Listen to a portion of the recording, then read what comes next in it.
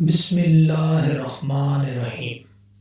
شروع اللہ کے پاک نام سے جو بہت مہربان اور نہایت رحم کرنے والا ہے۔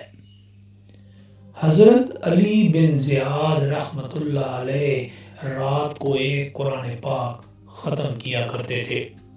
آپ رحمۃ اللہ علیہ نے ایک رات اپنی زوجہ محترمہ سے فرمایا، آج رات میں کچھ تھکاوٹ محسوس کر رہا ہوں، کچھ دیر بعد مجھے جگا دینا۔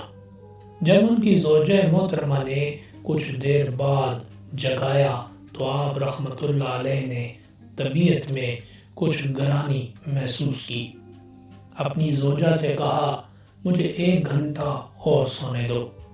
دوبارہ سو گئے تو خواب میں ایک شخص ان کے پاس آیا اور پیشانی کے بال پکڑ کر انہیں جگا کر کہا، اے ابن زیاد، اٹھو، اپنے رب کو یاد کرو، وہ تمہارا چرچا کرے گا۔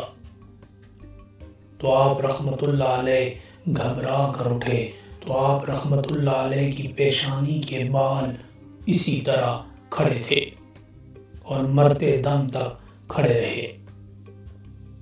حضرت ربیع بن خثیم رضی اللہ تعالی عنہ کی بیٹی نے آپ سے عرض کیا، اے ابو جان، کیا وجہ ہے کہ لوگ سو جاتے ہیں اور آپ نہیں سوتے؟